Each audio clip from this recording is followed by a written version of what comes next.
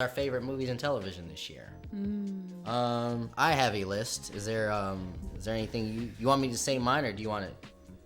You have anything off the top you want to say? No, I have like a list. I didn't look at TV because you didn't tell me that until right beforehand. But well, I'll just start with TV, and like maybe one will come to you, and then we'll do movies in a second. All right. So my favorite television shows this year: The Last of Us.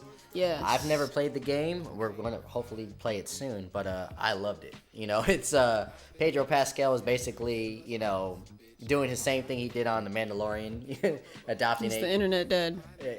Internet dad, exactly.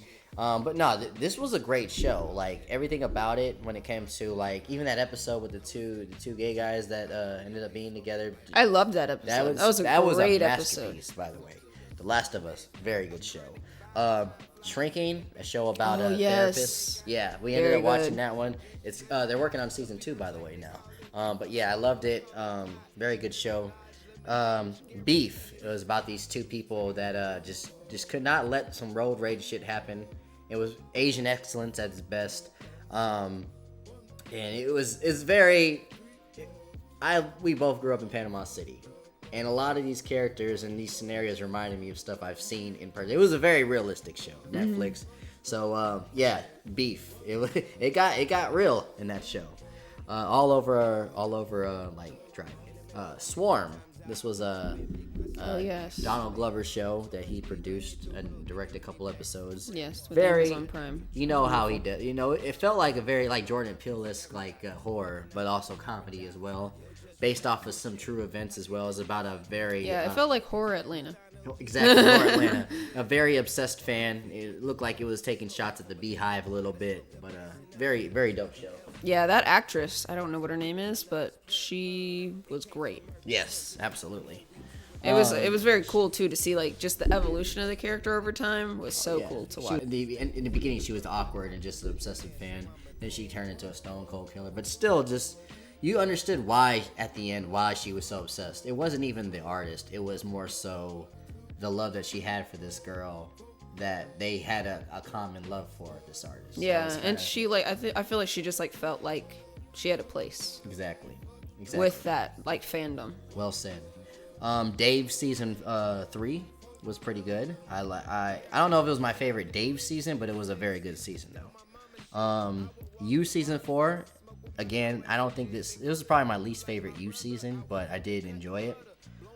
Yellow Jackets season 2. We actually watched Yellow Jackets season 1 and season 2 back to back because we didn't get to see season 1 when it came out. But yes, I am looking forward to Yellow Jackets season 3. It's a very good show. It's like I always say it's like the Lord of the Flies. Yeah.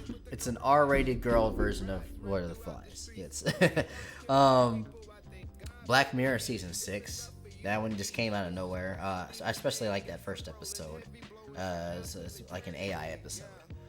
The Bear season 2. The Bear season 2 to me was a masterpiece. I love it. I loved every part of it. Jamie Lee Curtis actually joined the cast, and I thought she was amazing. She won an Oscar for her role that she did in Everything Everywhere All at Once. I think in this role, I think she deserved an award. The way she portrayed the mom in this show. Gen V, probably my new favorite show. Yes. Gen V was amazing. It's a spin-off show with The Boys. If you watch The Boys and like The Boys, you will like Gen V. I honestly think the character development on Gen V might be better than The Boys. Telemarketers was actually a documentary docu-series on HBO Max, and it shows a lot about the scams that people in America use to trick you into paying for them by using trigger words like police, first responders, Jesus, the military. People will say these things and it gets people riled up. Yes, give to our cause. You support the police, give to our cause. It's just, but at the other end of the line, you don't know who's over there. It's a big scam, and it just, don't be so gullible when you hear those trigger words. But they get to the root of where this is all coming from. Very good documentary, by the way. Well, opened my eyes a lot. And Invincible season 2, which is not even over yet, by the way. They're taking a break, but I love the story of season 2, and I love the animation. Very violent cartoon, and I enjoy every part of it. Is there any other TV shows you were loving this year? Oh, you liked this one, didn't you?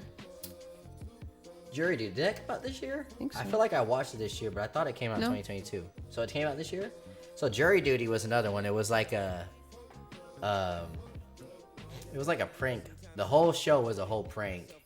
And this guy, they tricked this guy into thinking he was in jury duty, but everybody there was actors. And just the way he reacted to things, he was a very humble person. He ended up winning a prize at the end. But like, it's the dedication to the prank was just beautiful, and it deserved every reward it got.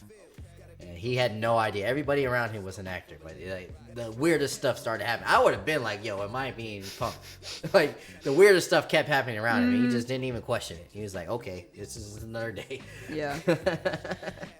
But we haven't finished this yet, but we just started the Hulu series, A Murder at the End of the World. Okay. And so far, I really, really like it. Okay. I like it too. I've only watched one episode, but I like where it's going. Like, it seems like it's a nice little urban murder mystery that's taking place in Iceland. Like Clue. Clue, yes. Kind of situation. It's and the person trying to solve it is like a true crime sleuth, kind of. Exactly.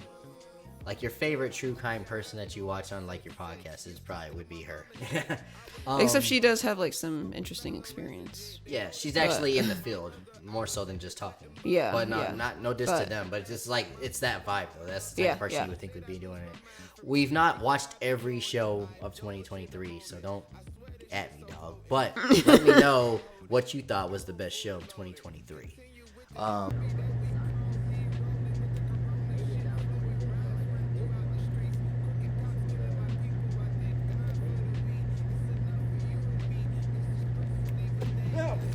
I honestly didn't even see it. I was like writing.